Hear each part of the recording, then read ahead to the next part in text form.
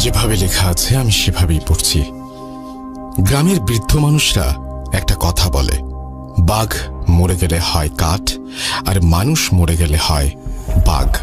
এই কথার অর্থটা এমন, বাঘ বেঁচে থাকলে মানুষ তাকে দেখে ভয় পেলেও মরে গেলে কেউ ভয় পায় না, কিন্তু মানুষ মরে গেলে অন্য মানুষের যত ভয়।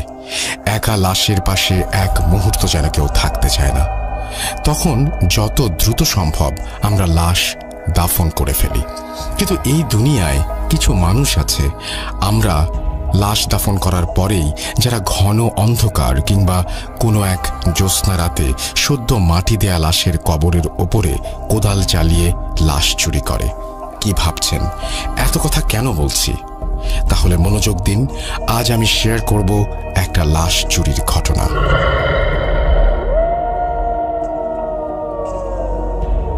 টিভিতে বা পত্রিকায় হয়তো অনেকে দেখেছেন বা পড়েছেন এমন নিউজ, কিন্তু এই ঘটনার তিক্ত অভিজ্ঞতা আমরা কজন জানি?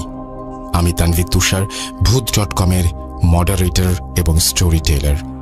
এই ঘটনাটি আমাকে সংগ্রহ করে দিয়েছে সৌমিক দাস। তাকে অসংখ্য ধন্যবাদ এমন একটা ঘটনা আমার সাথে শেয়ার করার জন্য।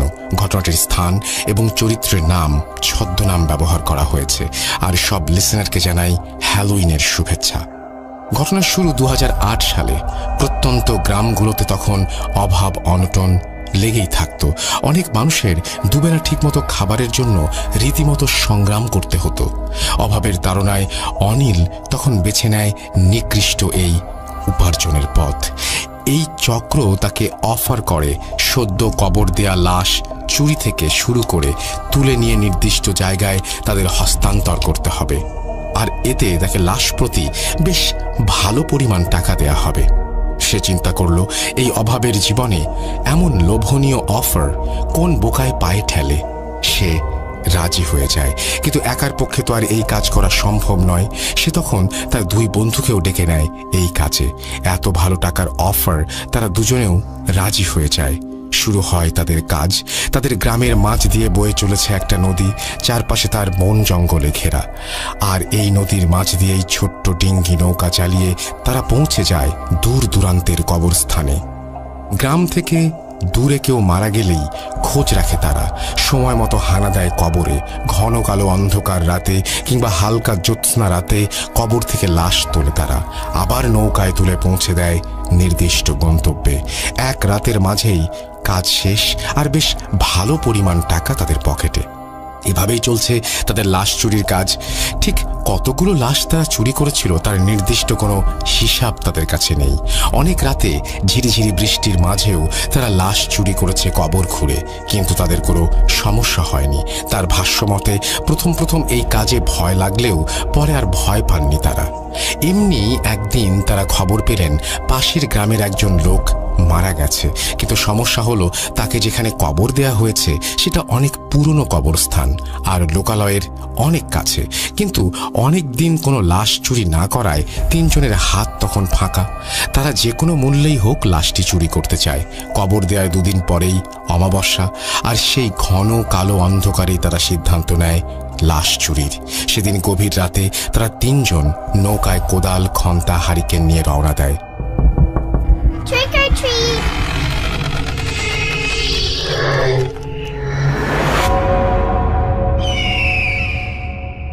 তাদের গ্রাম থেকে নদীপথে প্রায় 30 মিনিটের পথ। ঘন অন্ধকারে তারা হারিকেন ব্যবহার করছে, কারণ এর আলো কম হলেও তার লোকজনের চোখে সহজেই ফাঁকি দেয়া যায়, যেহেতু কবরস্থানটা লোকালয়ের অনেক কাছে। আর তারা যখন কবরস্থানের পাশে পৌঁছে গেল, নৌকা থেকে নেমে দেখল বেশ অনেক বড় বড় গাছ আর বাঁশ ঝাড় দিয়ে ভরা এই কবরস্থান। তাদের হাতে একটা ছোট্ট টর্চ লাইটও ছিল। অনিল সেটা জ্বালাতেই দেখল গাছগুলো অনেক পুরনো, গায়ে শ্যাওলা পড়ে আছে, জংলি লতায় কোনো কোনো গাছের ডালপালা জড়িয়ে গেছে। চারিদিকে কেমন যেন গা ছমছমে পরিবেশ। অনিল সহ সবাই নেমে নৌকা পাড়ে বেঁধে তারা ঢুকে গেল ঘন অন্ধকারে। চারপাশে ভাঙা কবর আর বাঁশ ঝাড়, মাঝে দু একটা করে বিশাল গাছ। কিছু গাছের ডাল একদম নেমে এসেছে মাটির কাছে। তারা হ্যারিকেনের আলো বাড়িয়ে দিল। তার আলোতে গাছের ছায়াগুলো কেমন যেন দৈত্যাকার মনে হচ্ছে। নতুন কবরটা তারা খুঁজে পেল, কিন্তু সেটা একদম ফাঁকা একটা জায়গায়। চারপাশে খুব বেশি গাছপালা নেই। হ্যারিকেনটা পাশে রেখে তারা কবর খুঁড়তে শুরু করে। প্রথমে অনিল কিছুটা খোঁড়ে, এরপরে আরেকজন শুরু করে। অনিল হ্যারিকেনের পাশে বসে দেখছে। হ্যারিকেনের আলোয় কোদালটা বেশ বড় দেখাচ্ছে ছায়াতে। কিছুক্ষণ পরে অনিল উঠে একটু হাঁটতে যায় পাশে। হঠাৎ একটা ভাঙা কবরে তার পা ঢুকে যায়। কবরের মাটি ভেঙে হঠাৎ করে পড়ে গেল সে কবরের মাঝে। ঠিক তারপরেই সে তার পায়ের নিচে একটা শক্ত কিছুর অনুভব করলো। হাড় ভেবে টেনে বের করতে গেল, হাত দিয়ে ধরে দেখলো চাকতির মতো কিছু একটা, আর সেটা বের করে সামনে ধরতেই দেখলো হ্যারিকেনের আলোতে চকচক করে উঠলো। সেটি মনে হচ্ছে সোনালি কালারের দামি কোনো ধাতব কিছু, যেটা দেখতে অনেকটা স্কুলের ঘন্টার মতো লাগছে, কিন্তু তার দুইটা পার্ট, মনে হচ্ছে দুইটা ঘন্টা একসাথে জোড়া লাগানো হয়েছে। জিনিসটা দেখে তার অনেক লোভ হলো। সে ভাবলো এত পুরনো কবরে এমন জিনিস নিশ্চয়ই দামি কিছু হবে। সাথে সাথে লুকিয়ে ফেললো সেটা, যাতে বাকি দুজন না দেখে। জামার মাঝে করে নিয়ে এসে তার ব্যাগের মাঝে রেখে দিল। এদিকে কবর খোঁড়া প্রায় শেষের দিকে। একপাশের খাড়ালের মাঝে দিয়ে সাদা কাফন দেখা যাচ্ছে। ঠিক তখনই তারা কিছু মানুষের গলার আওয়াজ শুনতে পেল, আর কিছু লাইটের আলো দেখতে পেল তাদের দিকে ছুটে আসতে। বুঝতে বাকি রইল না যে মানুষ টের পেয়েছে কবর খোঁড়ার ব্যাপারটা। ভয়ে তিনজন তাড়াতাড়ি কোদাল আর হ্যারিকেন সব নিয়ে নৌকার দিকে দৌড়াতে শুরু করলো। অনিল হ্যারিকেন নিভায়ে এক হাতে হ্যারিকেন আর আরেক হাতে সেই ব্যাগ নিয়ে দৌড়াতে শুরু করে। কিন্তু হঠাৎ মাঝে এসে অন্ধকারে একটা গাছের ডালের সাথে ধাক্কা খায় আর উল্টে পড়ে যায়। ব্যাগটা হাত থেকে ছিটকে পড়ে যায়। সেই ঘন্টাটা ব্যাগ থেকে নিচে পড়ে যায়। সেই ঘন্টাটা খুঁজে পেল তখন তার স্পর্শে খেয়াল করলো ঘন্টার একটা পার্ট তার হাতে, আর একটা খুলে কোথায় যেন চলে গেছে। এদিকে পেছনে গ্রামের মানুষ আসছে, তার খোঁজার সময় নেই। সে একটা পার্ট হাতড়ে কুড়িয়ে নিয়ে আবার দৌড় দিতে শুরু করলো। তারপরে তিনজন এসে নৌকায় উঠেই নৌকা চালানো শুরু করে দেয়। এ যাত্রায় অল্পের জন্য ধরা পড়তে পড়তে বেঁচে যায়। লোকজন নদীর পাড়ে এসে তাদের খুঁজতে থাকে, কিন্তু ততক্ষণে তার নৌকা নিয়ে তারা হারিয়ে গেছে। যেখানে লাশ নিয়ে আসার কথা সেখানে গিয়ে বিস্তারিত সব জানিয়ে তারা যখন বাড়ি ফিরে আসলো তখন ভোর হতে চলেছে। অনিল তার ঘরে সেই ব্যাগটা ঘরের একটা কোণে বাঁশের খুঁটির সাথে আটকে দিল। এভাবে ব্যাগটা একটা লোহার সাথে ঝুলিয়ে রেখে সে ঘুমিয়ে পড়ল। সকালে ঘুম ভাঙল তার মায়ের চিৎকারে। বাইরে বের হয়ে দেখে তার মা দাঁড়িয়ে আছে এবং তাকে বলছে, সারা রাত কি করছিস বলতো? অনিল অবাক হয়ে মার দিকে তাকিয়ে থাকে। মা কি সবকিছু জানতে পারলো? সে আমতা আমতা করে কিছু একটা বলতে যাবে, এর মাঝেই মা বলে উঠল, সারা রাত ধরে ঘরে বসে ঘন্টা বাজিয়েছিস, তার শব্দে তো ঘুম হলো না। অনিল কিছুটা অবাক হয় মায়ের কথা শুনে। সে কেন ঘন্টা বাজাবে? সে এসে আরাম করে ঘুমিয়ে গেছে। পরের দিন অনিলের ঘুম ভাঙে আবার তার মায়ের ডাকে। সে ঘুম থেকে উঠে বাইরে বের হয়ে দেখে তার মায়ের সাথে আরো কিছু প্রতিবেশী এসে জড়ো হয়েছে। তাদের সবার এক অভিযোগ, রাত ভর এই ঘন্টা বাজানোর শব্দে তারা ভালো করে ঘুমোতে পারেনি। সবাই প্রচন্ড রেগে যায় অনিলের ওপরে। কি হচ্ছে রাতে কিছুই বুঝতে পারে না সে। তার রুম থেকে নাকি ঘন্টার আওয়াজ হয়, আর সে দিব্যি ঘুমিয়ে আছে কিন্তু জানে না। অথচ বাড়ির আশেপাশের মানুষ ঘুমাতে পারেনি। সে সবার কাছে মাফ চেয়ে রুমে চলে আসে। তারপরে ব্যাগ নামিয়ে দেখে ব্যাগের ভেতরে ঘন্টাটা যেমন রেখেছে ঠিক তেমনি আছে, কোনো পরিবর্তন নেই। কিন্তু ব্যাগ আবার ওপরে রাখতে গিয়ে সে অবাক হয়ে যায়। কয়েকটি তেলাপোকা আর টিকটিকি মরে পড়ে আছে সোজা ব্যাগের নিচের মাটিতে। দেখে কিছুটা অবাক হয় অনিল। বিষয়টা আমলে না নিয়ে সে তার সব কাজ শেষ করে রাতে আবার ঘুমোতে যায়। তখন দেখে তার পোষা বেড়ালটা তার ঘরে এসেছে। সে বিছানায় শুয়ে পড়ার সাথে সাথে ঘাড় ঘুরিয়ে দেখে বিড়ালটি বসে আছে ঘন্টা রাখা তার সেই ব্যাগটার নিচে। বিড়ালটি বসে এক দৃষ্টিতে তাকিয়ে আছে তার দিকে। সেদিন রাতেও সে ঘুমিয়ে যায়। সকালে আবার কোলাহল। বাইরে যেতেই দেখে অনেক প্রতিবেশী, প্রচুর রাগ তার ওপর। প্রতিবেশীরা বলে তারা নাকি শান্তিতে ঘুমোতে পারছে না এই ঘন্টার আওয়াজে। সে সবকিছু শুনে আবার যখন রুমে ফিরে আসে দেখে বিড়ালটি ঠিক আগের মতোই একভাবে বসে আছে ব্যাগের নিচে, এক দৃষ্টিতে তাকিয়ে আছে তার খাটের দিকে। সে কিছুটা অবাক হয়ে যায়, বিড়ালটিকে পা দিয়ে ধাক্কা দেয়। বিড়ালটির সাথে সাথে উল্টে পড়ে যায়। তাড়াতাড়ি হাত দিয়ে ধরে দেখে বিড়ালটি যেভাবে ছিল ঠিক সেভাবেই চোখ খোলা রেখে মরে পড়ে আছে। এবার অনিলের প্রচুর ভয় হতে শুরু করে। কেন এমনটা হচ্ছে? প্রতি রাতে কে ঘন্টা বাজায় এটা দেখার জন্য আজ রাতে সে জেগে থাকবে বলে ঠিক করে। ভাবনা মতো রাতে ঘুমের ভান করে বিছানায় শুয়ে থাকে। অনেক রাত কিন্তু কিছুই নেই, সবকিছু স্বাভাবিক। চোখ লেগে আসছে তার, কোনো মতেই যেন ঘুমে আর চোখ খুলে রাখা যাচ্ছে না। কখন যেন ঘুম চোখে লেগে এসেছিল তার। হঠাৎ একটা শব্দে ঘুম যেন নিমেষেই হারিয়ে গেল তার চোখ থেকে। ঘরের টিনের চালের ওপর কে যেন হেঁটে বেড়াচ্ছে এপাশ থেকে ওপাশ। সাহস করে উঠে বসল সে, কৌতূহল নিয়ে ব্যাগটার কাছে গেল। দেখে ব্যাগ ঠিক আগের জায়গাতেই আছে, কিন্তু ব্যাগের মাঝে সেই ঘণ্টাটি নেই। আবার টিনের চালের ওপরে কিছু দৌড়ানোর শব্দ। অনিল দৌড়ে বের হয়ে আসলো ঘরের বাহিরে। আধো আলোতে তাকাতেই দেখল একটা কালো অবয়ব দ্রুত গতিতে ঘরের এক প্রান্ত থেকে অন্য প্রান্তে গিয়ে মিলিয়ে গেল। অনিল ভয়ে তখন জায়গা থেকে নড়ার শক্তি হারিয়ে ফেলেছে। তার মুখ দিয়ে কোনো আওয়াজ বের হচ্ছে না। শরীরের সমস্ত শক্তি দিয়ে চিৎকার করেও সে যেন আজ সেই শব্দ বের করতে পারছে না। মনে হচ্ছে এখনই জ্ঞান হারিয়ে ফেলবে। হঠাৎ ঘন্টার একটা মৃদু শব্দ ভেসে আসলো তার কানে। এক দৌড়ে ঢুকে গেল রুমের মাঝে। তারপরে আর কিছু মনে নেই তার। সকালে ঘুম থেকে উঠেই ব্যাগের কাছে গেল সে। ব্যাগ আর ঘন্টা যেমন ছিল তেমনই আছে, কোনো পরিবর্তন নেই। তার স্পষ্ট মনে আছে এখানে শুধু ব্যাগ ছিল, ব্যাগের মাঝের সেই ঘণ্টাটি ছিল না। এই ঘণ্টা থেকে সে এবার মুক্তি চায়। ব্যাগটা হাতে নিয়ে বের হয়ে গেল অনিল। একটা বড় নদীর নির্জন মোড়ে এসে দাঁড়ালো। তারপরে আস্তে করে ব্যাগ থেকে ঘণ্টাটা বের করে ছুঁড়ে ফেলে দিল নদীর মাঝে। মনে হলো তার অনেক বড় একটা চিন্তা নেমে গেল মাথা থেকে। বাড়ি ফিরে আসলো সে। প্রতিদিনের মতো কাজ শেষ করে আবার ঘুমিয়ে পড়ল সে। মাঝরাতে আবার টিনের ওপরে সেই দৌড়ানোর শব্দে ঘুম ভেঙে গেল। উঠে দেখে ব্যাগ যেমন রয়েছে তেমনই আছে, ঘরের ওপরে শব্দটার নেই।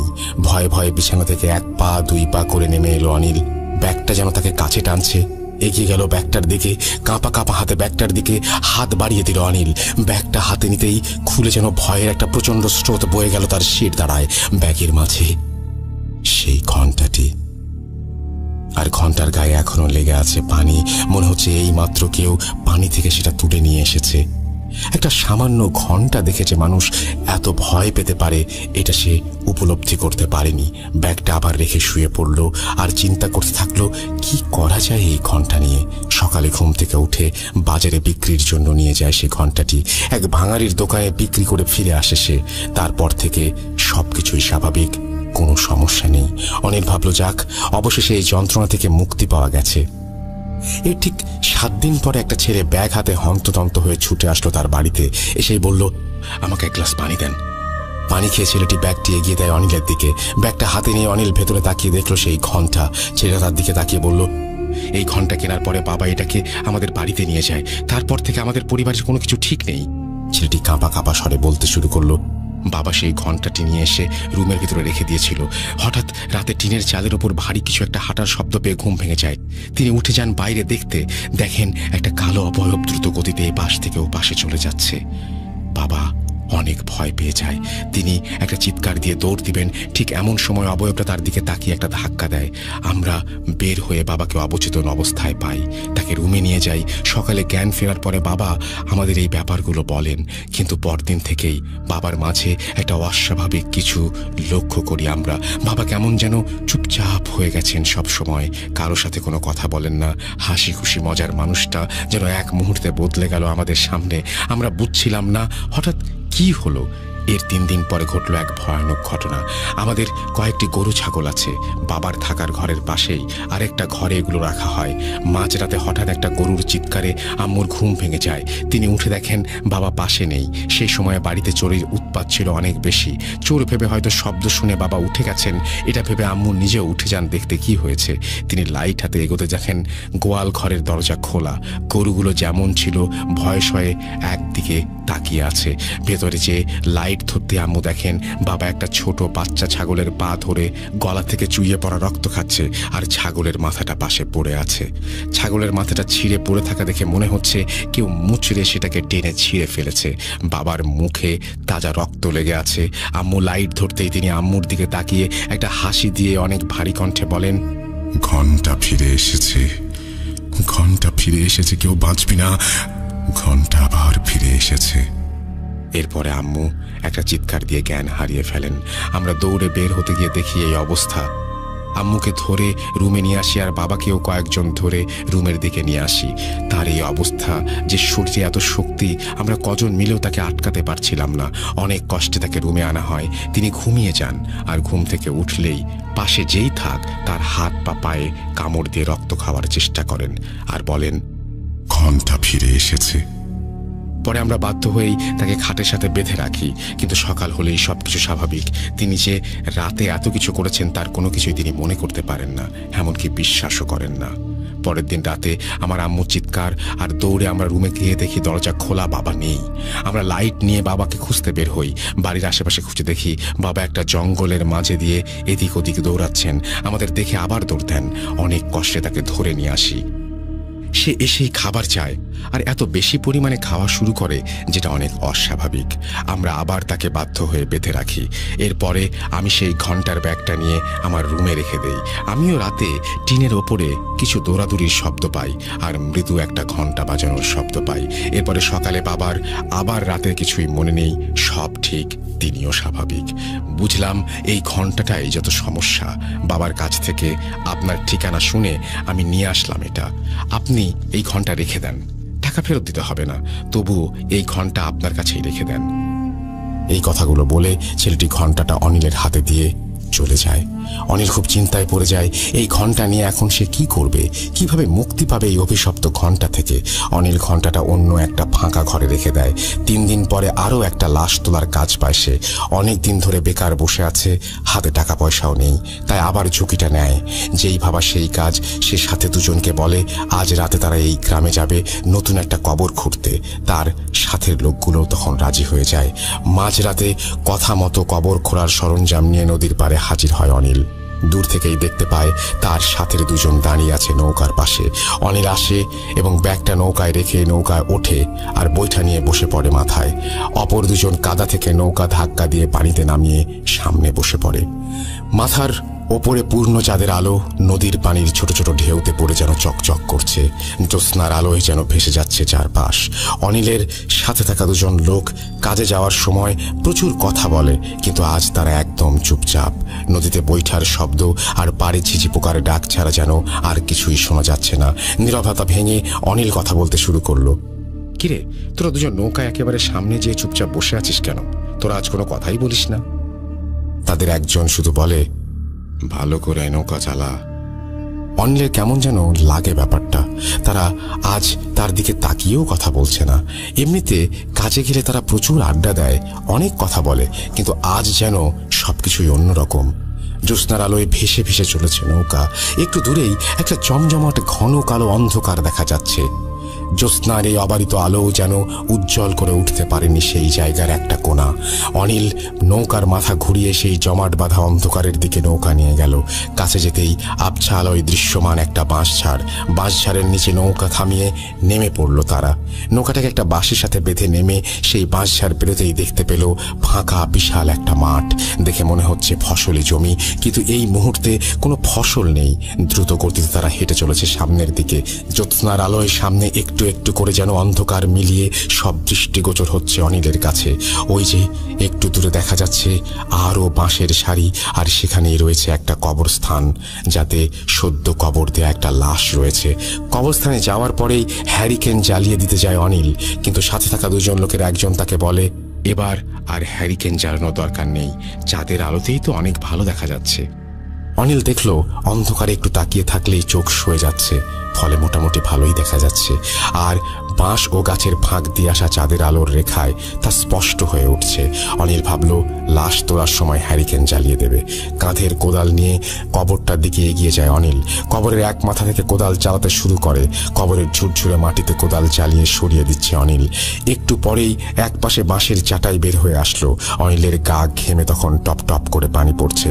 কোদালটা কবরের পাশে রেখে আরেকজনকে খুঁড়তে বলে ঘাম মুছতে লাগলো অনিল। এরপরে একটু দূরে চলে গেল সে। গাছ আর বাঁশঝাড়ের জন্য গ্রামের দিকের আলো কিছুই দেখা যায় না, তাই অনিল কবরস্থান থেকে বের হয়ে একটু সাইডে আসলো দেখতে দূরে গ্রামের দিকে কোনো আলো দেখা যায় কিনা। গ্রামের দিকে ঘন অন্ধকার, কিছুই দেখা যাচ্ছে না। একটা মাটির মেঠো পথ চলে গেছে ফসলের জমির মাঝ দিয়ে। রাস্তার দুপাশে গাছের সারি, চাঁদের আলোয় যেন ভয়ঙ্কর দেখা যাচ্ছে চারপাশ। ঘামা শরীরে ঠান্ডা একটা শিরশিরে বাতাস এসে লাগতে থাকলো অনিলের গায়ে। আরামে কিছু সময় বসে রইল সেখানে একটা গাছের নিচে। বেশ কিছু সময় পরে উঠে কবরের দিকে চলে গেল অনিল। জঙ্গলের মাঝে ঢুকে আবছা আলোয় অনিল দেখল কবর খোঁড়া শেষ। কাফন করা লাশটাও দেখা যাচ্ছে ওপরে। চাঁদের আলোয় লাশের গায়ের নতুন কাফনের কাপড়টা যেন চকচক করে উঠছে। লাশের কাফনের ওপরে যেন তার সাথে আসা দুজন উপুর হয়ে কাফনের মাঝে কিছু একটা খুঁজছে বলে মনে হলো।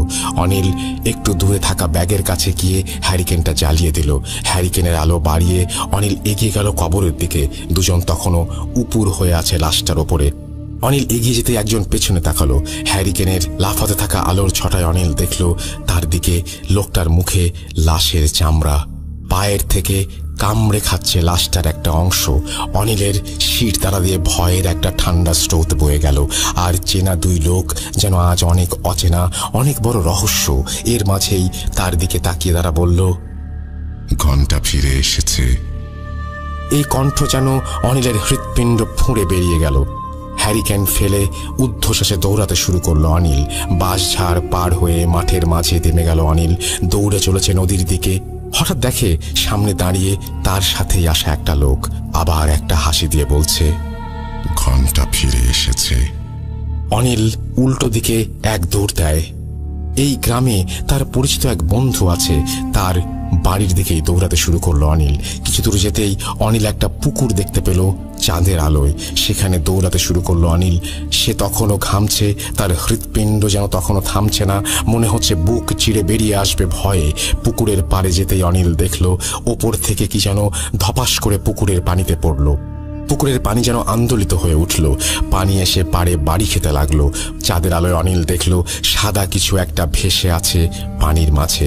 অনিল একটু দাঁড়িয়ে থাকলো দেখার জন্য কি সাদা জিনিসটা কাছে আসতে অনিল ভয়ের চূড়ান্ত পর্যায়ে পৌঁছে গেল। এটা আর কিছু নয়, কাফন করা একটা লাশ। অনিল ভয়ে জ্ঞান হারানোর মতো অবস্থায় দৌড়াতে শুরু করলো। সামনে যেতেই দেখলো মাঠের মাঝে একটা বাড়ি। মনে হচ্ছে ভেতর থেকে একটা হলুদ আলোর আভা বেরিয়ে আসছে ঘরের ফাঁক দিয়ে। অনিল সেদিকে ছুটতে লাগলো। ঘরের দরজার সামনে যেয়ে জোরে জোরে দরজায় ধাক্কা দিতে শুরু করলো। এক বৃদ্ধ লোক দরজা খুলে দিল। অনিল দেখেই যেন ভেতরে প্রাণ ফিরে পেল। ঘরে ঢুকেই দেখেন আরো একজন বৃদ্ধা দাঁড়িয়ে আছে। অনিলকে এভাবে দেখে বৃদ্ধটি বলল, তোমার কি হয়েছে? এমন করে হাঁপাতে হাঁপাতে দৌড়াচ্ছ কেন? অনিল শুধু বলল, পাশের পুকুরে একটা লাশ ভেসে উঠতে দেখলাম। বৃদ্ধ কথাটা শুনেই বলল, পুকুরটা অনেক খারাপ, তোমার রাতের বেলা এদিকে আসা ঠিক হয়নি। আচ্ছা তুমি বসো, আমি দেখে আসি কি হয়েছে। বলেই একটা নতুন হ্যারিকেন জ্বালিয়ে বের হয়ে গেলেন বৃদ্ধটি। অনিল বসে রইল খাটে। বৃদ্ধা লোকটি দরজার কাছে দাঁড়িয়ে তার স্বামীর জন্য অপেক্ষা করছে। প্রায় 10 মিনিট হয়ে গেল। বৃদ্ধা লোকটি অনিলকে বসতে বলে হ্যারিকেন হাতে বের হয়ে গেল। ঘন অন্ধকারে বসে রইল অনিল। একটু পরেই তার নাকে ভেসে আসলো একটা মাংস পচা গন্ধ। অনিল দরজা খুলে বের হলো বাইরে। দেখে আরো একটা রুম এবং সেখান থেকে আসছে গন্ধটা। আর রুমে মিটমিট করে জ্বলছে একটা হ্যারিকেন। অনিল রুমটার দিকে এগিয়ে গেল। রুমে গিয়েই হ্যারিকেনের আলোয় দেখলো 2টা পচা গলা মৃতদেহ পড়ে আছে রুমের মাঝে। পাশের টেবিলে জ্বলছে হ্যারিকেন, আর গন্ধে যেন নিঃশ্বাসও বন্ধ হয়ে আসছে। অনিল ভয়ে কি করবে, কোথায় যাবে কিছুই বুঝতে পারছে না। পাগল প্রায় হয়ে আবার দৌড়াতে শুরু করে সে। এবার কোথাও না, এবার তাকে নৌকার কাছে যেতে হবে, বের হতে হবে এই মৃত্যুপুরী থেকে। অনিল দৌড়াতে শুরু করে ফাঁকা মাঠ দিয়ে সেই নদীর দিকে যেখানে তার নৌকা বাঁধা। কতক্ষণ ধরে অনিল দৌড়েছে তার খেয়াল নেই, শুধু মনে হচ্ছে এখান থেকে বের হতে হবে। অনিল যখন নদীর প্রায় কাছে চলে আসছে, আবার দেখে তার সাথের 2জন লোক তার পেছন পেছন দৌড়াচ্ছে। কিন্তু তাদের ভাবটা এমন, তারা অনিলকে ধরতে চায়, যেন লাশের মতো কামড়ে ছিঁড়ে ফেলতে চায় অনিলকে। অনিল দৌড়ে এক লাফে নৌকায় উঠে যায়। বৈঠা হাতে নৌকা চালাতে শুরু করে। পার থেকে একটু দূরে নৌকাটা নিতেই তার খেয়াল হলো অনেক বড় একটা ভুল করেছে সে। ভয়ে নৌকার এত তাড়াহুড়া করে উঠেছে যে নৌকার অপর মাথায় একটা লাশ আছে সেটা খেয়ালই করেনি। নদীর মাঝে চাঁদের আলোয় যেন স্পষ্ট দেখা যাচ্ছে সেই কাফন করা লাশ। পাড়ের দিকে তাকিয়ে এখনো দেখা যাচ্ছে সেখানে দাঁড়িয়ে আছে তার সাথে 2জন। নৌকা চলার সময় ঝিরিঝিরি বাতাস বয়ে চলেছে, আর সেই বাতাসে লাশের শরীরের কাফনের কাপড় উঠছে, আর পায়ের কাছে কাফনের কাপড় দিয়ে লাল হয়ে চুইয়ে পড়ছে রক্ত। সামনেই চাঁদের আলোয় দেখা যাচ্ছে নদীর অপর প্রান্ত। অনিল নৌকাটা জোরে একটা ধাক্কা দিয়ে জ্ঞান হারিয়ে ফেলে। সকালে মানুষের কোলাহলে তার জ্ঞান ফিরে আসে। সেই নৌকায় গলয়ের মাঝে পড়ে আছে, আর তার বাড়ির লোক তার মাথায় পানি দিচ্ছে নৌকাতেই। সূর্যে তখন প্রচুর জ্বর। জ্ঞান ফিরে আসার পরে অনিল জানতে পারে এদিকে তার থেকে ঘণ্টা কিনে নেওয়া সেই লোকটি গত রাতে নিখোঁজ ছিল, আর সকালে তার লাশ পাওয়া যায় অনিলের বাড়ির পাশের একটা খড়ের গাদার পেছনে। লাশের গায়ে ছিন্ন ভিন্ন অবস্থা, মনে হয় আঁচড়ে তুলে নিয়েছে কেউ চামড়াগুলো। ঘটনাটি পাঠিয়েছেন Tanvir Tushar. Thank you so much Tanvir Tushar আপনার এই চমৎকার স্টোরিটির জন্য। You are a very good storyteller, এবং আমি আপনার ঘটনা অসম্ভব রকমের পছন্দ করি, এবং আজকেও তার ব্যতিক্রম নয়। যারা শুনছিলেন তারাও পাঠিয়ে দিন russell.booth.com@gmail.com।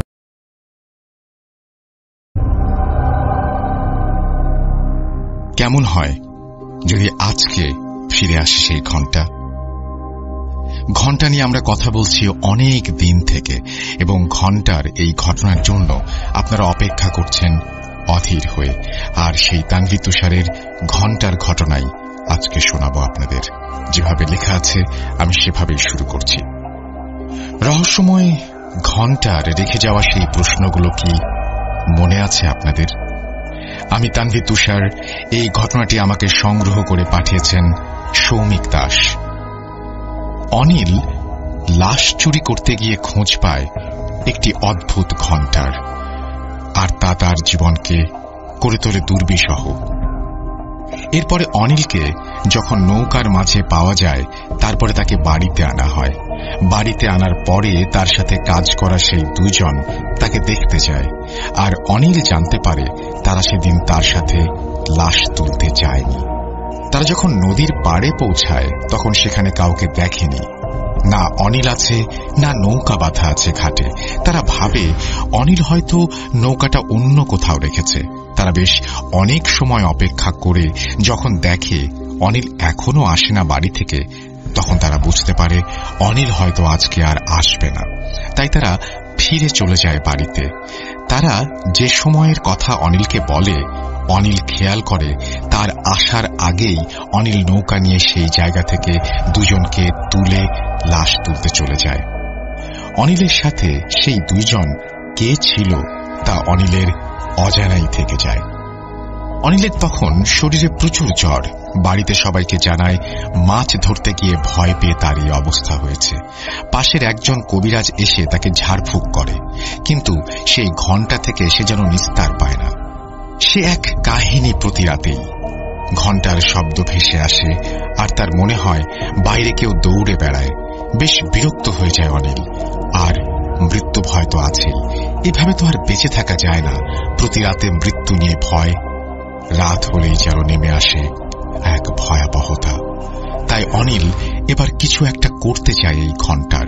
অনিলের বাবা সেই সময় 3 গ্রাম পরে দর্জির কাজ করত। ছেলের এই দুর্ঘটনার কথা তার কানেও যায়, যদিও তিনি 2-3 সপ্তাহ পর পর বাড়িতে আসেন। কিন্তু এই ঘটনা শোনার পর সেদিন কাজ শেষ করেই তিনি বাড়িতে রওনা দেন।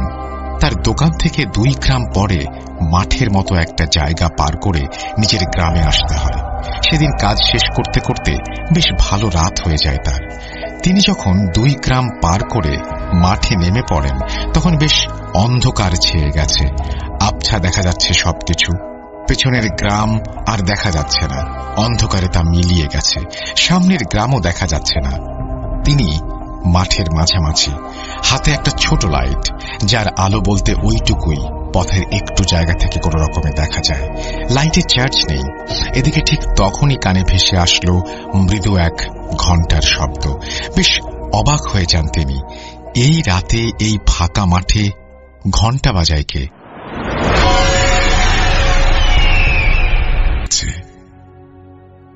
বলেই পিছনে ফিরে অন্ধকারে হেঁটে মিলিয়ে গেল বামনটি। অনিলের বাবা কিছুই বুঝতে পারল না কি হলো বা কি বলে গেল। তিনি মনে করলেন অনেকদিন গ্রামে নেই, তাই হয়তো নতুন কোনো পাগল এসেছে গ্রামে। ব্যাপারটা তেমন পাত্তা না দিয়ে তিনি বাড়ি চলে গেলেন। বাড়িতে যেয়ে খাওয়া দাওয়া শেষ করে ঘুমিয়ে পড়লেন। অনেক পথ হেঁটে এসেছেন, শরীর বড্ড ক্লান্ত। ঘুমে যেন তার চোখ বন্ধ হয়ে আসছে বারবার। যা কিছু হয়েছে বাড়িতে কাল সকালে কথা বলা যাবে। ঘুমিয়ে পড়লেন তিনি। হঠাৎ একটা মৃদু শব্দে ঘুম ভেঙে গেল তার। মনে হচ্ছে টিনের চালের ওপর দিয়ে কেউ হেঁটে যাচ্ছে। উঠে বসলেন তিনি। এর মাঝেই সেই পরিচিত ঘণ্টার শব্দ। বেশ বিরক্ত হয়ে যান। শব্দটা আস্তে ধীরে আবার আগের মতো কাছে এগিয়ে আসছে। শব্দটা এখন যেন অনেক বেশি তীব্র, আগের মতো এতটা মৃদু না। কান ঝালাপালা হয়ে যাচ্ছে। অনিলের মা উঠে বসলেন পাশে। অনিলের মা বললেন, এসে এই বিপদ থেকে তাদের রক্ষা করতে। বেশ কদিন খোঁজা হলো এমন লোক, আর তার মাঝেও তাদের বাড়িতে এই অত্যাচার চলমান। এর মাঝে হঠাৎ 5 দিন পরে এমন এক লোকের খোঁজ পায় তারা, যে এই সব কাজ করে থাকে। চিত হয়নি। ঘণ্টা ফিরে হঠাৎ তাদের চোখের সামনেই পোটলা খুলে বেরিয়ে আসলো একটা 4 বছরের শিশু। তার চেহারা এত বিভৎস, দেখার মতো না। শরীরের বিভিন্ন অংশে কাটাছেঁড়া দাগ, রক্ত পড়ছে সেখান থেকে। সেই রক্তে ভিজে যাচ্ছে নৌকার পাটাতন। ছোট ছেলেটি নৌকার ওপরে লাফাতে শুরু করে। ছেলেটি শরীর থেকে রক্ত ছিটে এসে লাগলো তাদের শরীরে। এমন অবস্থা যে নৌকার উপরে আর থাকা যাচ্ছে না। অনিলের বাবা তাড়াতাড়ি নৌকাটা পাড়ের দিকে নিলেন। এরপরে সবাই নৌকা থেকে লাফ দিয়ে মাটিতে নেমে পড়ল। মাটিতে নামার সাথে সাথে অনিল বুঝতে পারল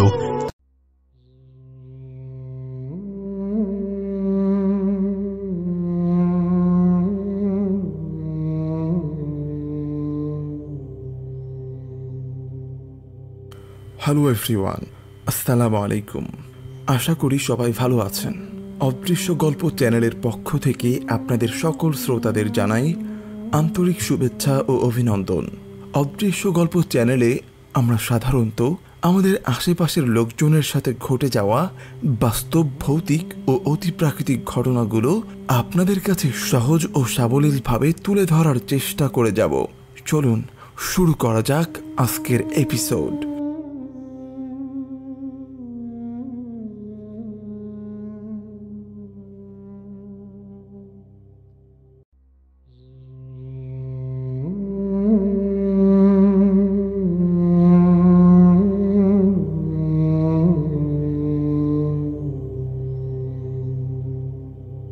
হ্যালো এভরিওয়ান, কেমন আছেন সবাই? আশা করি সবাই ভালো আছেন এবং সুস্থ আছেন। আজকে আমি যে ঘটনাটি শেয়ার করব আপনাদের সাথে, এটি পাঠিয়েছেন আমাদের একজন শ্রোতা। ঘটনাটি যিনি পাঠিয়েছেন তিনি একজন এনজিও কর্মকর্তা। ঘটনাটি ঘটে তারই একজন কলিগের সাথে। তার মুখ থেকেই শোনা। চলুন শুরু করা যাক আজকের ঘটনা। যেভাবে লিখেছেন আমি ঠিক সেভাবেই পড়ার চেষ্টা করছি। বেশ কয়েক বছর আগের কথা। আমার কলিগ সদ্য বিবাহিত এক দম্পতি ঢাকার অদূরে প্রত্যন্ত এক গ্রামে কাজের সূত্রে স্বল্পকালীন সময়ের জন্য বসবাস করতে হয়েছিল। জনবসতিহীন দিকশূন্যপুর গ্রামের এক ধারে ধুধু খালি মাঠ, আর তারই কিনার ঘেঁষে কিছুটা জায়গা জুড়ে ছিল অফিসটি। সেখানে যেতে হলে তখন পায়ে হেঁটে যাওয়াটাই ছিল ভরসা। জমিটির মাঝখান জুড়ে ছিল একটি মাঝারি আকারের পুকুর, যার পানি রান্না থেকে শুরু করে সব কাজেই ব্যবহার হতো। সেই পুকুরের একদিকে 4-5টা টিনের রুম, যার একটা ছিল অফিস। বাকিগুলোতে 4-5 জন অফিস কর্মী থাকত। পুকুরের অপর পারে 2 না বলে 1.5 কামরা বলাই ভালো একটা ছোট্ট টিনের ঘরে বাস ছিল সেই তরুণ দম্পতির। আজন্ম শহরে বাস করা পানি বিদ্যুতের মতো ন্যূনতম নাগরিক সুযোগ সুবিধাহীন এই নির্বান্ধপুরে সংসার পেতে বসাটা তাদের দুজনার কাছে যেন এক চরম অ্যাডভেঞ্চারের মতোই ছিল। বিকেল হলে নিয়ম অনুযায়ী মেয়েটির স্বামীসহ অফিসের সবাই দূর দূরান্তের গ্রামে চলে যেত। সমিতির মিটিং শেষ করে প্রায় তাদের গ্রামে ফিরতে রাত 10টা বেজে যেত। গ্রাম দেশ সূর্যটা পশ্চিমে ঢলে পড়ার সাথে সাথেই চারিদিকের তল্লাট জুড়ে দম বন্ধ করা এক ঝুম অন্ধকার নেমে আসত। মেয়েটির কাছে সেই রাত 10টাকে মনে হতো যেন মাঝরাত। সেই একলা সময়টিতে মেয়েটি ছাড়া আরেকজন মাত্র মানুষই থাকতো সেখানে। সে হলো সেই অফিসেরই পুরনো রাঁধুনি, লোল চর্মকুজো মতন এক বৃদ্ধা, যাকে সবাই নানি বলে ডাকত। সন্ধ্যা থেকেই অফিস ঘরের খানিকটা পেছনে ছন আর বাঁশের বেড়া দিয়ে তৈরি কালিঝুলি মাখা এক রান্নাঘরে কূপের টিমটিমে আলোয় মাটির চুলোয় সবার জন্য রান্না করতে বসত নানি। একাকী থাকতে থাকতে হাঁফিয়ে ওঠা মেয়েটি অনেক সময় রান্নাঘরে বৃদ্ধার পাশে গিয়ে বসত। মাঝে মাঝে শুনত কি যেন বিড়বিড় বিড়বিড় করে নিজ মনে বকে চলেছে বৃদ্ধা। সে সময় তার উপস্থিতিটা যে পছন্দ করত না তা বুঝতে পেরে মেয়েটি চেষ্টা করত পারতপক্ষে তার কাছে না গিয়ে বসতে। ভাদ্র মাসের এক নিস্তব্ধ রজনী, মেয়েটি হারিকেন জ্বালিয়ে নির্জন ঘরে একাকী বসে আছে। সেই রাত্রিতে চারদিক জুড়ে ঘুটঘুটে অন্ধকার নেমে এসেছিল। রাত নেমে আসা মাত্রই দেখা যায় আশপাশের জঙ্গলে জোনাকি পোকার শরীরের বাতিগুলো জ্বলছে আর নিভছে। আজকে এক অজানা কারণে তারা আলো নিভিয়ে বসে আছে। হারিকেনের আলোয় ঘরে পোকামাকড় আসবে তাই মেয়েটি উঠে দরজা জানালা বন্ধ করে দিল। কিছুক্ষণের মধ্যেই প্রচন্ড ভ্যাপসা গরমে ঘেমে নিয়ে উঠল মেয়েটি। বাইরের সাথে তাল মিলিয়ে ঘরের ভেতরেও যেন এক শ্রুতিভেদ্য অন্ধকার, যা সরাতে হারিকেনটি তার সামান্য আলো নিয়ে প্রাণপণ চেষ্টা করছে। চালের উপর নুয়ে পড়া বাঁশের ঝাড় যে কিনা সামান্য বাতাসেও শব্দ করে, সেও যেন আজ বড্ড নীরব। এত অন্ধকার আর নীরবতায় মেয়েটির দম বন্ধ হয়ে আসছিল। হঠাৎ করেই পচা মাংসের এক তীব্র কটু গন্ধ ছড়িয়ে পড়ল ঘর জুড়ে। আঁচড়ে নাক চেপে ধরতেই মেয়েটি অনুভব করল গা শিউরে ওঠা বরফ শীতল এক শিরশির হাওয়া যেন হাত বুলিয়ে দিচ্ছে সারা শরীরে। কাঠের দরজা জানালাগুলো ক্যাস ক্যাস ক্যাস ক্যাস শব্দ করে উঠতেই আতঙ্কে ফ্যাকাশে হয়ে ওঠা মেয়েটি হারিকেনের মৃত আলোয় তাকিয়ে দেখে ঘরের দক্ষিণ পশ্চিম কোণ জুড়ে ঘন কুচকুচে কালো এক অন্ধকার আস্তে আস্তে বিশাল এক কিম্ভূত কদাকার শরীরে আকৃতি লাভ করছে। সেই বিভৎস আকৃতির ভিতর এক ভয়ঙ্কর দানবের মুখ বসানো, আর তার মাঝে সাদা এক জোড়া বিশাল চোখ। কালো সেই অন্ধকারটি ফুলে ফেপে এবার যেন আরো বড় হয়ে গড়িয়ে গড়িয়ে আসছে মেয়েটির দিকে। তার সেই রক্তহীন চোখ মেয়েটির চোখের উপর এমন ভাবে নিবিদ্ধ যেন একজোড়া চুম্বক। দৈত্য আকৃতির অজগর যেমন তার শিকারকে এক অমোঘ আকর্ষণে বিবশ করে ফেলে, তেমনি করে এবার আতঙ্কে অবশ হয়ে আসা মেয়েটিকে সেই অশরীরী অন্ধকার যেন এগিয়ে এসে তার শরীরের মাঝে সবলে গ্রাস করে নিচ্ছে। ঘোর কাটিয়ে ঝটকা দিয়ে উঠেই মেয়েটি কাপা হাতে কোনো রকমে হারিকেন নিয়ে খোলা দরজা দিয়ে বের হয়ে আসে পাগলের মতো। কিন্তু সেই অশরীরী বস্তুটি যেন তার সাথে সাথে এসে পিঠের উপর চেপে বসতে চাইছে। ক্রমশ যেন ভারে নুয়ে পড়ছে শরীর। তাই নিয়েই মেয়েটি পুকুরের পাড়ের ঝোপঝাড়ের ভেতর দিয়ে দৌড়ে রান্নাঘরের দিকে যেতে চেষ্টা করতে লাগলো। সেই সাথে চিৎকার করতে গিয়েও দেখে তার গলা দিয়ে কোনো আওয়াজই বের হচ্ছে না। হঠাৎ করে সেই অন্ধকার বস্তুটি পিঠের উপর থেকে নেমে পড়ল। তারপর অত্যন্ত দ্রুত গতিতে মেয়েটির চারপাশ ঘুরে ঘুরে আষ্টে পৃষ্ঠে বেঁধে ফেলতে লাগলো। সেই অদৃশ্য চাপে মেয়েটির মনে হচ্ছে তার সারা শরীরের হাড়গোড় যেন ভেঙে চুরমার হয়ে যাচ্ছে। আস্তে আস্তে নিঃশ্বাস বন্ধ হয়ে আসছে। মনে হচ্ছে এবার বুঝি সে মরে যাবে। ঠিক এমন সময় অবাস হয়ে আসা হাত থেকে হারিকেনটা পড়ে গিয়ে ঠিন ঠিন আওয়াজটা তুলে কাঁচটা ভেঙে পড়ল। কেরোসিন গড়িয়ে পড়ল চারিদিকে। তারপর বেশ খানিকক্ষণ দপদপ করে নেভে গেল সলতেটা। সাথে সাথে শরীরটা যেন হালকা হয়ে আসলো, আর অনেক কষ্টে এবার এক চিৎকার করে মাটিতে উপুর হয়ে পড়ল মেয়েটি। জ্ঞান হারাবার আগে কানে ভেসে আসলো রান্নার বুড়িটার খোনা গলার আওয়াজ। তার পাশে দাঁড়িয়ে হি হি করে হেসে কাকে যেন বলছে, কিরে একা ঘরে পাইয়াও পারলি না, মায়াটারে তুইলা নিয়ে যাইতে। তারপর আর কিছু মনে নেই মেয়েটির। এরপর চোখ মেলতেই সে দেখে তাদের ঘরের বিছানায় শুয়ে আছে। জানালা দিয়ে রোদের আলো এসে তেরছা করে মেঝেই পড়ে আছে। ঘরের ভিতর তার স্বামী এবং দুজন অফিস সহকর্মী। মেয়েটা অবাক হয়ে দেখল গেরুয়া বসন এক সন্ন্যাসীও বসে আছে বিছানার পাশেই কাঠের চেয়ারে। মেয়েটি জানল তার খবর শুনে দূরের গ্রাম থেকে নিজেই চলে এসেছে। চোখ বন্ধ করে অনেকক্ষণ বসে থাকার পর তার স্বামীকে শুধু বলল, আপনি ভাগ্যবান যে আপনার স্ত্রীকে ফিরে পেয়েছেন, কিন্তু সবাই এমন ভাগ্যবান হয় না। কারণটি জানার জন্য মেয়েটির স্বামী অনুরোধ করলে সন্ন্যাসী থেমে থেমে জানালো, গতরাতে তার স্ত্রীকে এক ভয়ঙ্কর পিশাচ ধরেছিল, যার হাতে পড়লে একমাত্র পরিণতি ভয়ঙ্কর মৃত্যু। একসময় এই জায়গাটি ছিল শ্মশান, কিন্তু নদী সরে যাওয়ার পর এলাকাটি এখন পরিত্যক্ত। আজ থেকে বহু বছর আগে এক প্রেত সাধক তান্ত্রিক এই শ্মশানে বসে প্রেত সাধনা করেছিল, তাকে বাধ্য করে কাজে লাগানোর জন্য। সাধনার সময় এক অমাবস্যার রাতে সেই পিশাচের হাতেই তান্ত্রিকের মৃত্যু হয়। আজও সে শুধু অমাবস্যার রাত্রিতেই বের হয়, আর গতকালই ছিল সেই কালো অমাবস্যা। কাঁচ ভেঙে হারিকেনের আগুন বাইরে এসে পড়ায় সে আপনার স্ত্রীকে ফেলে গিয়েছিল। যত দ্রুত পারেন তাকে এখান থেকে সরিয়ে দিন, পরের বার ভাগ্য এত সুপ্রসন্ন নাও হতে পারে। খেয়াল করেছেন, নিশ্চয় গ্রামের কেউ আপনাদের অফিসের আশপাশ দিয়ে দিনের বেলায়ও চলাফেরা করে না। মেয়েটি সেই রান্নার বুড়ির কথাটি আর উল্লেখ করল না। সে পরিষ্কার তার পরিচিত গলা শুনেছিল, কিন্তু চোখে তা দেখেনি, তাই হয়তো কেউ বিশ্বাস নাও করতে পারে। এর কিছুদিন পরেই তারা সেখান থেকে বদলি হয়ে চলে এসেছিল।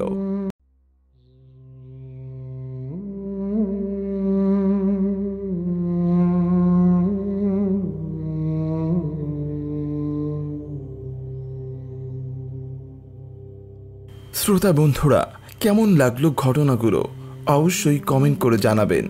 আর আপনাদের কাছে এমন ঘটনা বা গল্প থাকলে তা আমাদেরকে লিখে অথবা ভয়েস রেকর্ড করে পাঠাতে পারেন odrishogolpo@gmail.com এই ঠিকানায়। ডেসক্রিপশন বক্সে আমাদের জিমেইল, হোয়াটসঅ্যাপ, ফেসবুক ও ইনস্টাগ্রাম আইডির লিঙ্ক দেওয়া রয়েছে।